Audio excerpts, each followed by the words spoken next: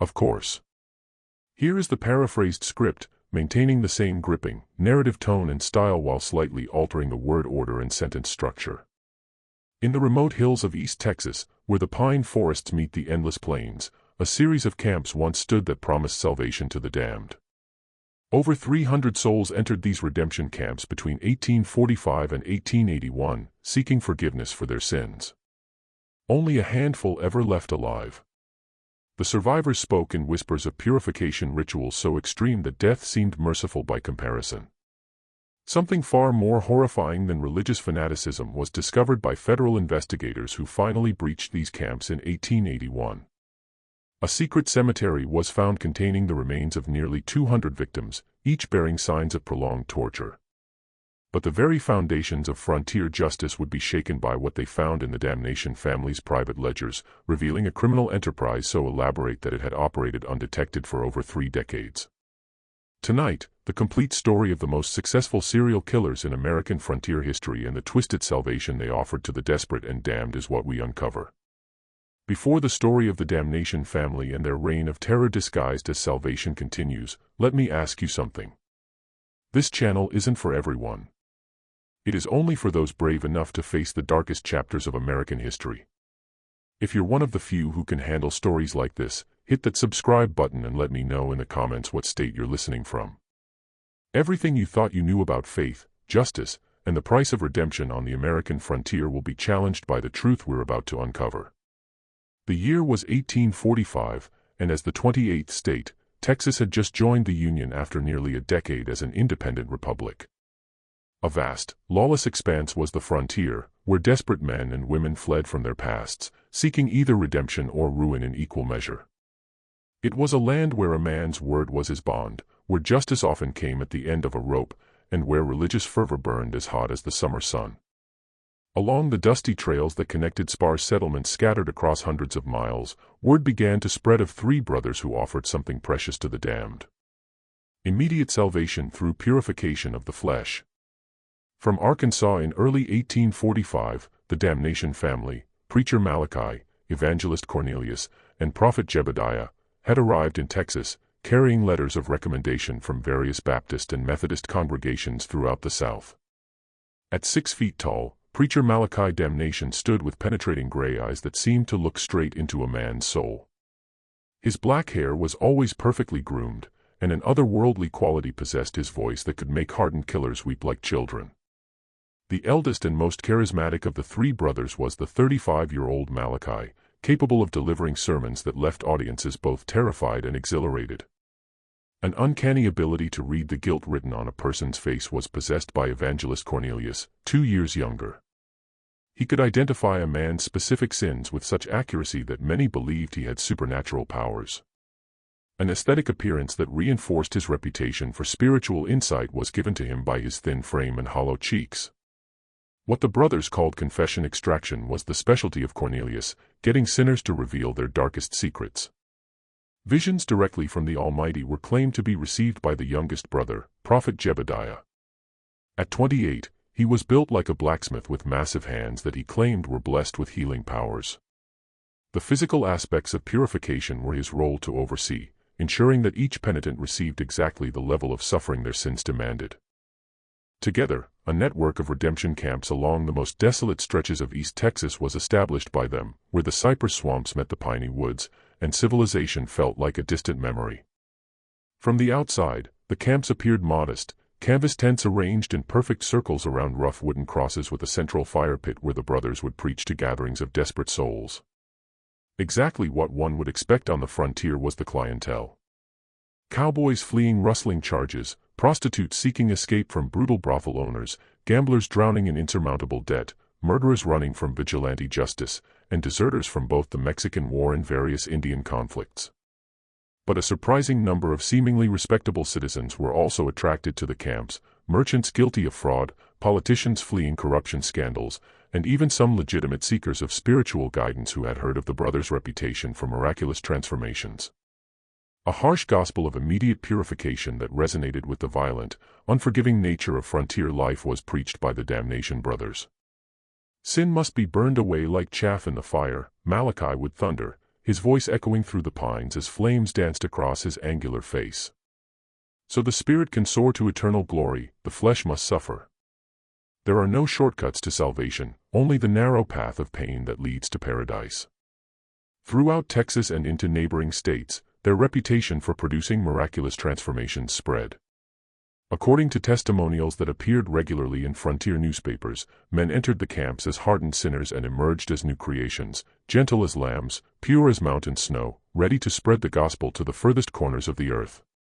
On a sweltering August night in 1847, the first disturbing reports began to surface, though few paid attention at the time. Barely alive, a cattle driver named Samuel Hartwell had stumbled into the town of Marshall, Texas, speaking in terrified whispers about what he had witnessed at a redemption camp near the mysterious waters of Caddo Lake. To those who had known him before his spiritual journey, Hartwell's appearance was shocking. Once a robust man in his 30s, he now appeared gaunt and prematurely aged, his hair having turned completely white. His hands shook uncontrollably, and he would flinch violently at unexpected sounds. His eyes, once bright blue, now held a hollow, haunted quality that suggested he had seen things no man should witness. This was the most disturbing. His story was fragmented, told between fits of trembling and moments of catatonic silence that could last for hours. According to the local pastor who took him in, Hartwell would wake each night screaming about the Pit of Purification and the screaming that never stopped. During his more lucid moments, he spoke of arriving at the camp seeking forgiveness for killing a man in a saloon fight over a disputed card game. "The pain would cleanse my soul," Hartwell whispered to Pastor William Matthews, his voice barely audible even in the silence of the church. "Brother Malachi looked into my eyes and told me exactly what I had done. Not just the killing, but things I'd never told another living soul. He knew about the money I'd stolen from my mother before leaving Arkansas. He knew about the woman I'd left pregnant in New Orleans. He knew everything." According to Hartwell's account, the purification process began immediately upon arrival at the camp. All possessions, including their clothes, were stripped from new penitents, and they were given rough burlap robes to wear. They were then required to confess not only the sin that had brought them to the camp but every transgression they had ever committed, no matter how minor. "Brother Cornelius would sit across from you with this ledger," Hartwell recalled, his voice taking on a monotone quality, as if reciting from memory. "He'd write down everything you said, and if he suspected you were holding something back, Brother Jebediah would use his gifts to help you remember. Those hands of his, they could cause pain you couldn't imagine." Depending on the perceived honesty of the penitent, the confession process could take days or even weeks. Only when the brothers were satisfied that every sin had been revealed would the physical purification begin. This started with a complete fast, 7 days with nothing but water, during which the penitent was forced to dig their own grave as a symbol of their spiritual death. The hunger was nothing compared to what came next, Hartwell continued, his entire body beginning to shake as he recalled the memories. They called it the trial of fire. Beatings with leather whips that had metal fragments sewn into them. Each lash was supposed to represent a specific sin being scourged from your flesh, but it went on for hours, sometimes days. But only the beginning was the physical torture. Ritualistic burials where penitents were placed in the graves they had dug and covered with dirt, leaving only their faces exposed, were described by Hartwell. They would remain buried for varying lengths of time, sometimes minutes, sometimes hours, while the brothers prayed over them and declared their spiritual death complete. Some of them never came back up, Hartwell whispered, his eyes wide with remembered terror. Brother Malachi would stand over the graves and declare them perfectly purified. Said they'd been called home to glory. But I saw their faces when they went under. There was no peace, only absolute terror. His description of those who didn't survive the purification process was the most horrifying aspect of Hartwell's account. According to him, the brothers maintained that death during purification was the ultimate blessing. Proof that the individual had achieved such complete spiritual cleansing that God had called them directly to paradise. They had a special ceremony for the ones who died, Hartwell recalled. Brother Malachi would read from the Bible while Brother Jebediah covered the grave, and then they'd plant a wooden cross and add the person's name to what they called the roll of the redeemed. They said these souls were the lucky ones. They'd skipped purgatory entirely. As the ravings of a man broken by guilt and frontier madness, local authorities in Marshall initially dismissed Hartwell's story. After all, no one had come forward to report missing persons, and the Damnation brothers had impeccable credentials. They carried letters of recommendation from churches throughout Arkansas, Louisiana, and Mississippi, along with testimonials from grateful families whose loved ones had been transformed by their ministry. A practical man who had seen his share of frontier violence, Sheriff Tom Bradley was particularly skeptical. "The frontier is full of men running from something," he told Pastor Matthews. "Sounds to me like Hartwell got religion the hard way and his mind snapped under the strain. These revival preachers can get pretty enthusiastic, but murder, that's a serious accusation to make without proof." The matter was quietly dropped, and within a month, Hartwell himself had disappeared. Some said he'd moved on to California. Others claimed he'd returned to Arkansas. Pastor Matthews suspected something more sinister, but without evidence there was nothing he could do. Without interference, the camps continued to operate, their reputation for miraculous conversions growing with each passing season. But just the beginning of a pattern that would emerge over the following decades was Hartwell's disappearance. Throughout the South and beyond, the legend of the Damnation family's miraculous conversions spread as the months turned to years.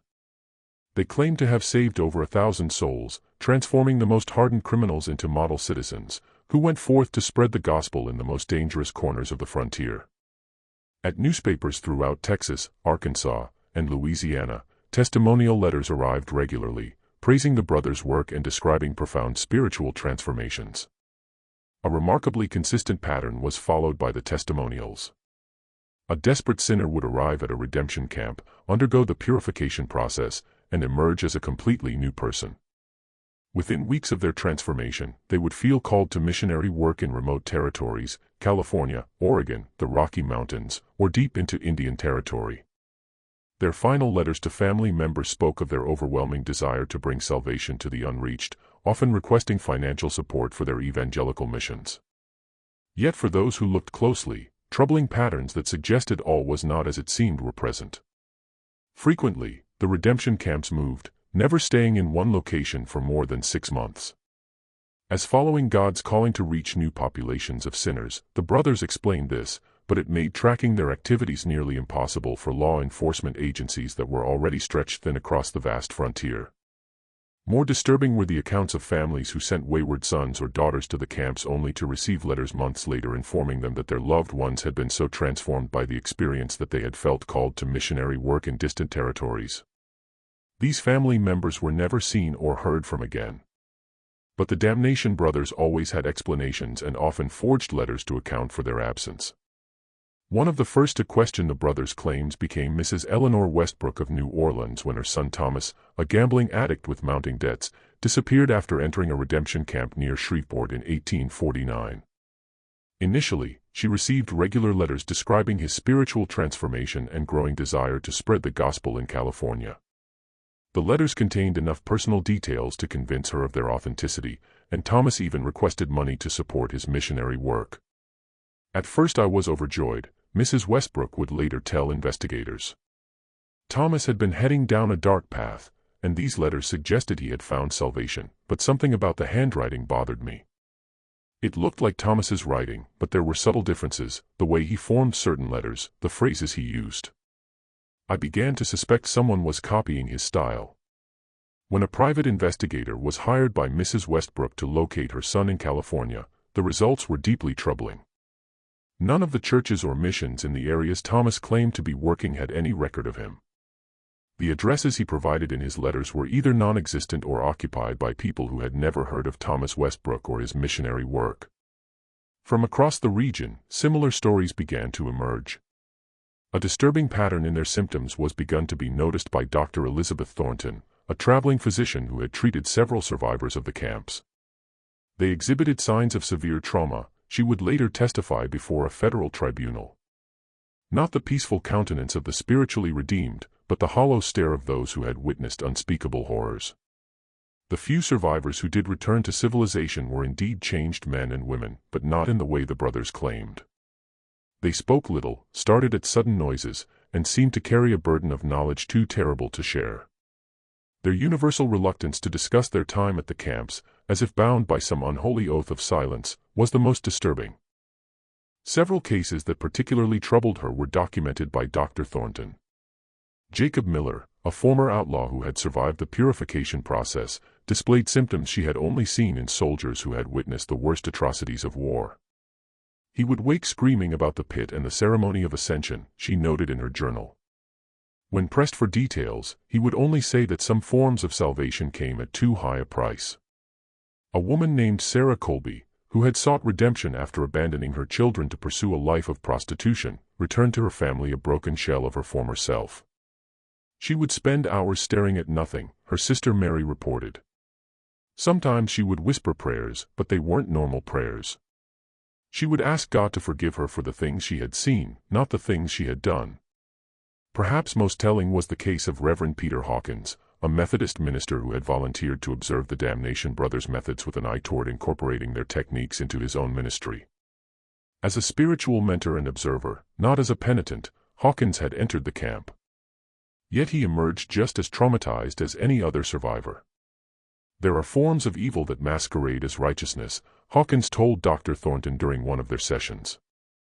I went seeking inspiration for my ministry and found something that shook my faith to its core. The brothers are not servants of God. They are something else entirely, something that uses our deepest spiritual needs as weapons against us. When pressed for specifics, Hawkins would only say that the true purpose of the camps had nothing to do with salvation and everything to do with exploitation of the most vulnerable members of society. He refused to elaborate, claiming that speaking the truth would only endanger others who might be tempted to investigate. Throughout the 1850s and into the 1860s, the pattern of mysterious disappearances and traumatized survivors continued. But perfect cover for the Damnation brothers' activities was provided by the chaos of the Civil War. With entire populations displaced and communication systems disrupted, it became even easier for people to vanish without explanation. However, new challenges for the brothers and new opportunities for those seeking to expose their crimes were brought by the end of the war. In the spring of 1879, nearly 15 years after the conflict's end, a young Texas Ranger named Captain James Morrison began investigating reports of missing persons throughout East Texas. A methodical man with a background in military intelligence, Morrison noticed something that others had missed, a pattern of disappearances that seemed to follow the movement of the redemption camps like a shadow across the frontier. After receiving a formal complaint from Senator Charles Whitman of Louisiana, whose nephew had disappeared after entering a damnation camp near the Texas border, Morrison had been assigned to the case. Unlike previous investigations which had been conducted by local sheriffs with limited resources and jurisdiction, Morrison had the authority and funding to conduct a comprehensive multi-state investigation. "There's something here that doesn't add up," Morrison wrote in his initial report to Ranger headquarters in Austin. "I've documented over 60 missing persons cases in the past 3 years alone, all connected to these redemption camps. That's not counting the cases from earlier years or other states where records are incomplete." Dozens of families who had lost contact with relatives after they entered the camps were interviewed by Morrison's investigation.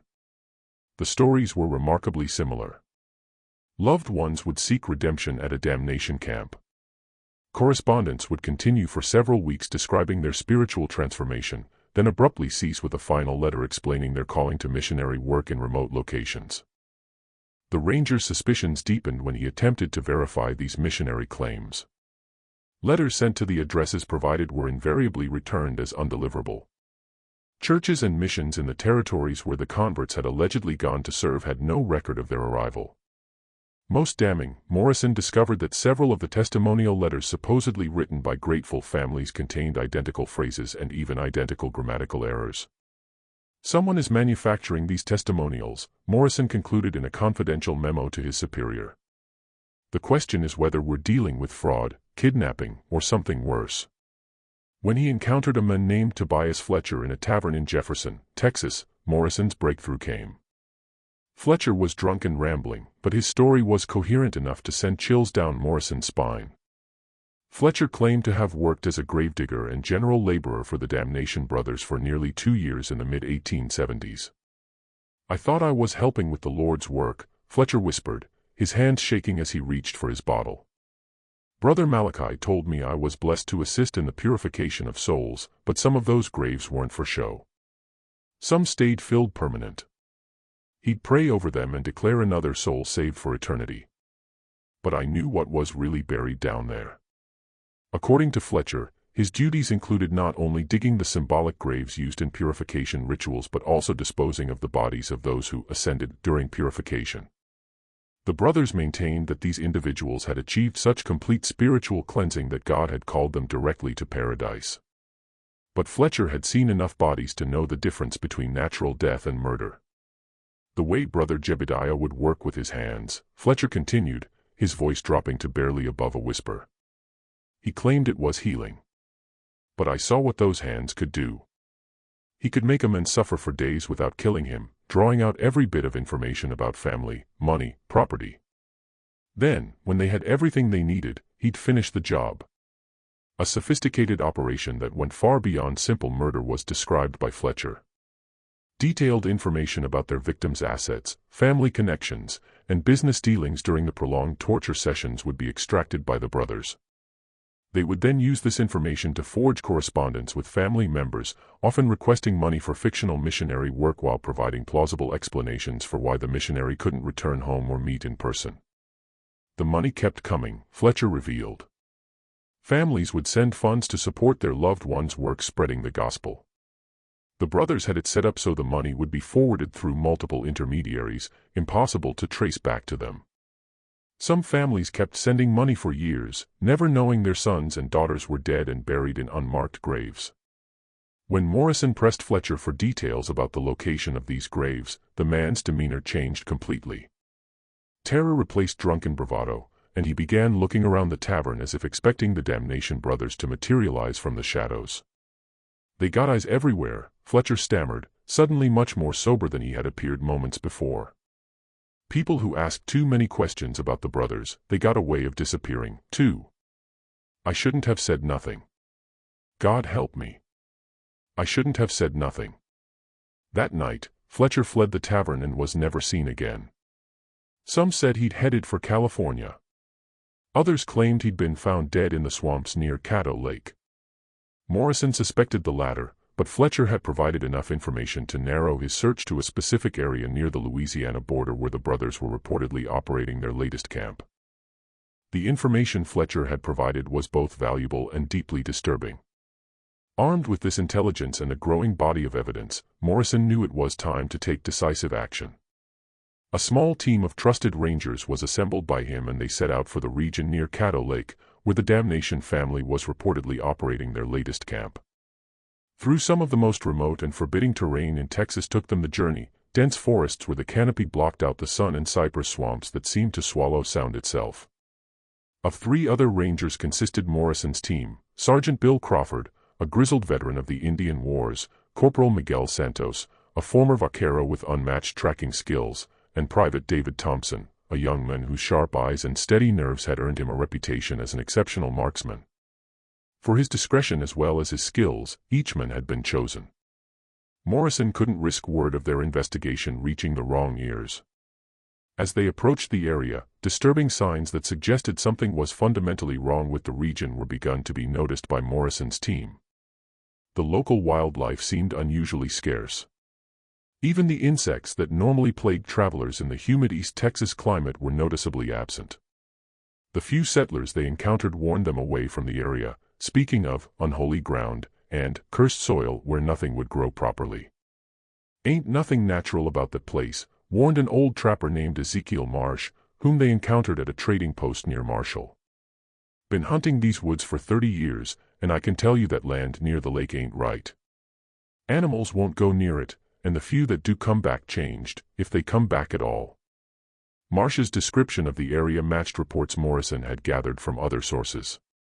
Multiple witnesses described a section of forest where the trees grew in strange twisted patterns and where the normal sounds of wildlife fell silent. Some attributed this to Indian burial grounds or other supernatural causes, but Morrison suspected a more mundane explanation. The presence of large quantities of decomposing organic matter could certainly affect local ecosystems. Several miles from the reported location of the redemption site, the team made camp, planning to observe the Damnation brothers' activities before making any move. To gather irrefutable evidence of criminal activity before confronting the brothers directly was Morrison's strategy. He knew that their religious credentials and reputation for good works would make it difficult to convince a jury without overwhelming proof of wrongdoing. On their first night, distant sounds that confirmed their worst suspicions were heard by the Rangers. Carried on the night wind from the direction of the camp came the unmistakable sounds of human suffering, screaming, pleading, and what sounded like religious chanting in languages none of them recognized. It wasn't the cry of someone in physical pain, Morrison would later write in his official report. It was the sound of a soul in absolute torment, pleading for mercy that would never come. The worst part was how it would stop abruptly, then start again hours later, as if the suffering was being deliberately prolonged. Throughout the night, the screaming continued intermittently, sometimes accompanied by the sound of digging and what appeared to be some form of ritual ceremony. When dawn broke, the courage to conduct a preliminary reconnaissance of the area was found by Morrison and his men. What they discovered in the woods surrounding the camp would challenge everything they thought they knew about the scope of the Damnation family's crimes. Like a macabre garden, fresh graves dotted the landscape, far too many to be explained as symbolic elements of religious ritual. Over 60 graves that appeared to have been dug within the past year alone were counted by Morrison, each marked with a simple wooden cross bearing only a number. But the smell that convinced Morrison they had found something genuinely horrific was. Despite the brothers' apparent efforts to manage their burial ground, the unmistakable odor of decomposition hung heavy in the humid air. Private Thompson, who had served as a battlefield medic during the Indian conflicts, confirmed Morrison's suspicions. "That's the smell of a lot of bodies, Captain," Thompson reported grimly. "Fresh ones and old ones, too. Whatever's happening here, it's been going on for a long time." As the Rangers moved closer to the camp itself, sounds that made their blood run cold were begun to be heard by them. From the largest tent came the rhythmic sound of metal striking flesh, accompanied by a man's agonized screaming and what sounded like religious incantations.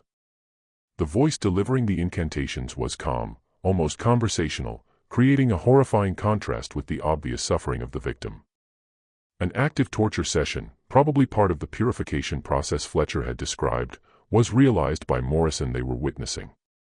A terrible decision was faced by the Ranger captain: intervene immediately and risk losing the evidence needed to expose the full scope of the brothers' crimes, or allow the torture to continue while they gathered intelligence. For him, the decision was made when the screaming suddenly stopped, replaced by an ominous silence that was somehow even more disturbing than the sounds of suffering. Morrison knew they had just witnessed a murder, and any hope of saving that particular victim was gone. Now their priority had to be gathering evidence and preventing future atrocities. Using hand signals, around the perimeter of the camp, Morrison deployed his men. What they observed over the next several hours would provide the foundation for one of the most significant criminal prosecutions in frontier history. With the efficiency of a well-established business, the brothers operated, their activities following a precise schedule that suggested years of experience and refinement. What Morrison and his team witnessed during their surveillance would soon lead them deeper into the investigation, revealing layer after layer of criminal sophistication that defied everything they thought they knew about frontier crime. A horrific routine that revealed the true nature of the Damnation brothers' operation was documented. Each morning began with what appeared to be a legitimate religious service, complete with hymn singing and Bible readings. New arrivals would participate in these services, probably believing they had found genuine spiritual guidance. But as the day progressed, the facade of religious devotion would gradually give way to something far more sinister. Individual counseling sessions would begin, during which Brother Cornelius would extract detailed confessions from the penitents. These sessions often lasted for hours, and the Rangers could hear increasingly desperate pleading from inside the confession tent. "Brother Cornelius has a gift for knowing exactly what people are hiding," Morrison noted in his surveillance log. "But I'm beginning to suspect this divine insight comes from more earthly sources, prolonged interrogation combined with psychological manipulation, and probably torture. A system for extracting not only confessions but detailed information about their victims' financial assets, family connections, and anything else that might prove profitable had been perfected by the brothers. They would then use this information to craft convincing forged correspondence with family members, often continuing these fictional relationships for months or even years after the victim's death. Brother Jebediah's healing sessions, which were actually torture sessions designed to break down the victim's resistance, were reported observing by Private Thompson, who had positioned himself closest to the camp. "He's got a collection of tools that would make a Spanish inquisitor proud," Thompson whispered during one of their nightly briefings. "And he knows exactly how to use them to cause maximum pain without killing too quickly." The systematic nature of the brothers' operation was the most disturbing aspect. Over many years, they had clearly developed their methods, refining their techniques for extracting information, forging documents, and disposing of bodies. The camp Morrison's team was observing was obviously not their first. It showed all the signs of a well-established operation that had been repeated many times in many locations. On the second night of their surveillance, what the brothers called a ceremony of ascension, their euphemism for murder, was witnessed by the Rangers. A penitent who had apparently undergone several days of torture was brought to the center of the camp, where Brother Malachi delivered a lengthy sermon about the blessing of spiritual purification. The victim, barely conscious and showing obvious signs of prolonged abuse, was then ceremonially released from earthly bonds by Brother Jebediah. "They're not killing in a fit of religious madness," Morrison wrote in his report. "This is cold, calculated murder performed with the precision of a business transaction. The religious elements are just window dressing designed to provide psychological cover for the perpetrators and explain away the victim's disappearance." With the victim being buried in one of the numbered graves, the ceremony concluded. Brother Malachi recorded the ascension in a leather-bound ledger. The final step in a process that had probably been repeated hundreds of times over the past 3 decades was realized by the Rangers they were witnessing. But evidence that the brothers' crimes extended far beyond simple murder for profit was also discovered by Morrison's team. Hidden in the woods surrounding the camp, they found what appeared to be a workshop where documents were forged and other criminal activities planned. The brothers had clearly been involved in everything from counterfeiting currency to fraud schemes that spanned multiple states. "We're not just dealing with serial killers," Morrison concluded after reviewing the evidence. "We're looking at one of the most sophisticated criminal enterprises in American history. These men have been using religion as a cover for every type of crime imaginable, and they've been doing it for decades." On their third day of surveillance, something that forced them to abandon their observation post and take immediate action was witnessed by Morrison's team. A family of 4, parents and 2 young children, arrived at the camp seeking family purification for what appeared to be relatively minor moral infractions. The sight of children being led into the camp made it impossible for Morrison to wait any longer for backup or additional evidence. "I couldn't stand by and watch children become victims of these monsters," Morrison later explained to his superiors. "We had enough evidence to prove their guilt, and we had a duty to protect innocent life."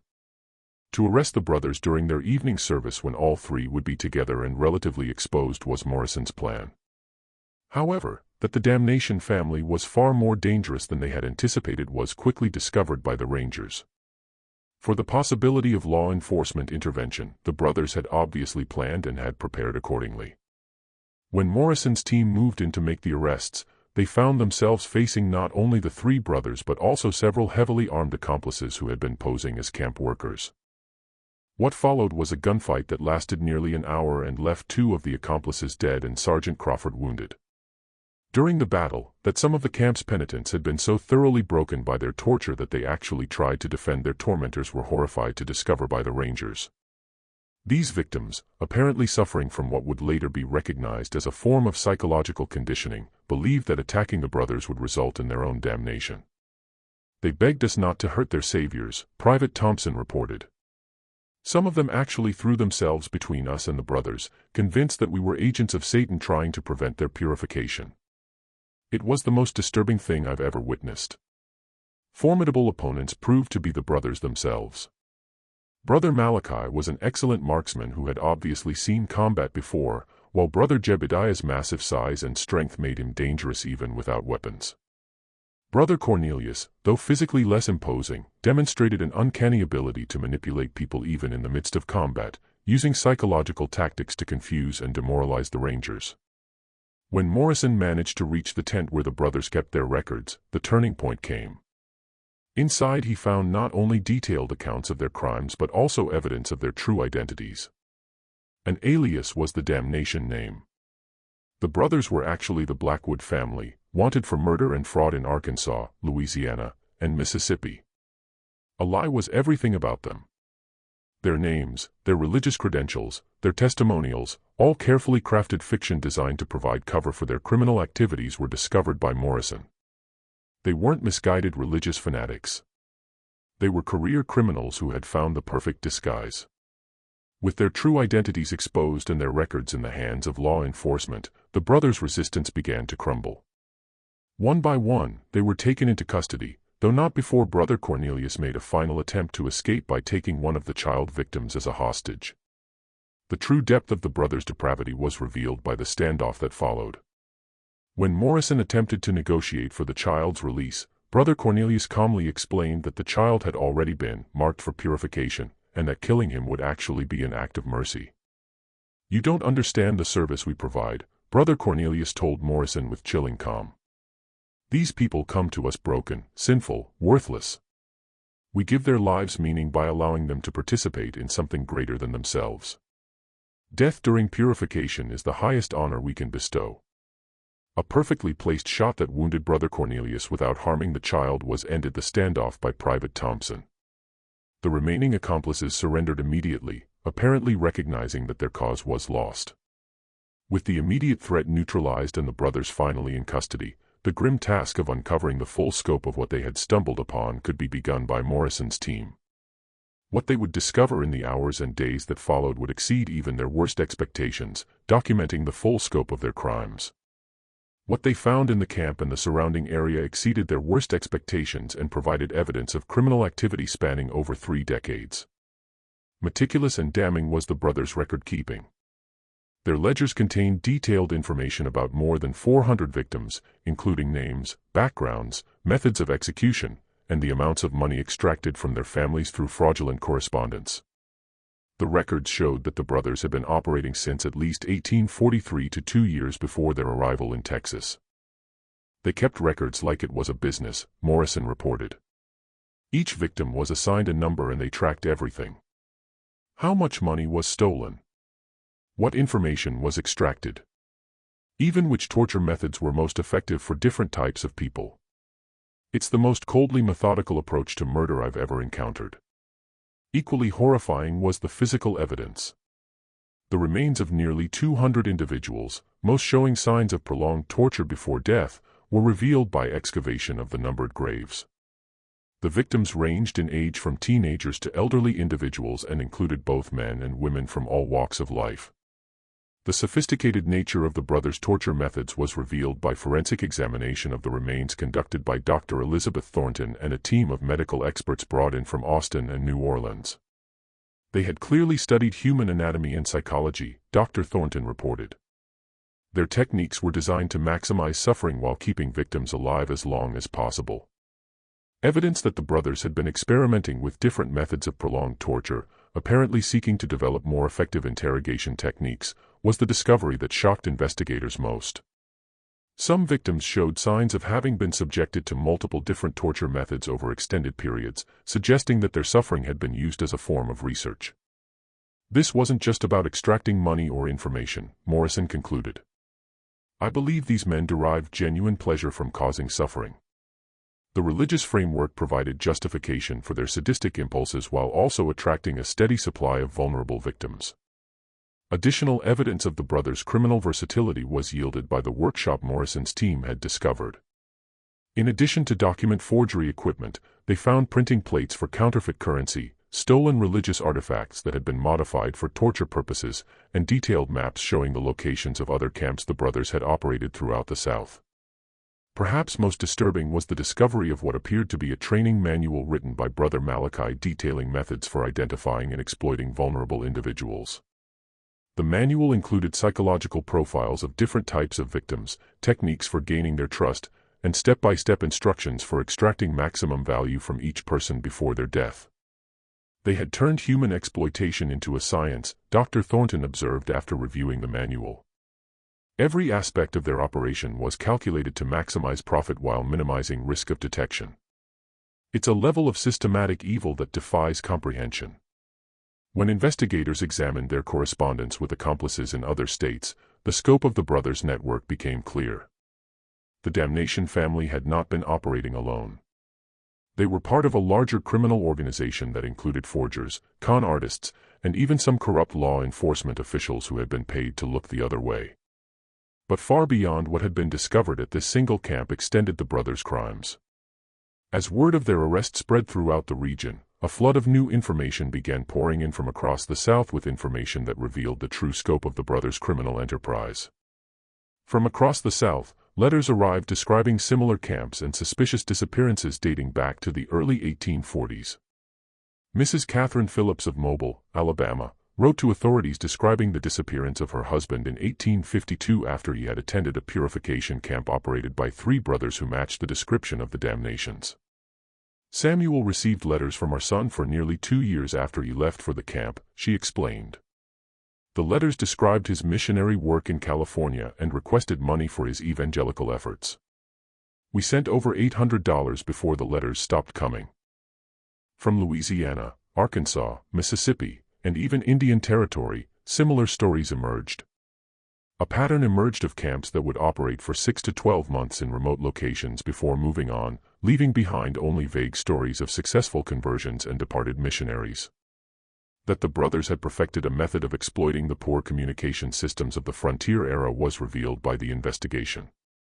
By operating in remote areas and constantly moving their base of operations, they had made it nearly impossible for law enforcement agencies to track their activities or connect disappearances across different jurisdictions.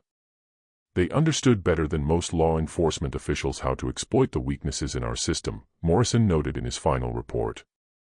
They chose their locations carefully, targeting areas where local authorities were overwhelmed or corrupt, and they moved on before anyone could build a case against them. Relationships with corrupt officials who provided them with advanced warning of investigations.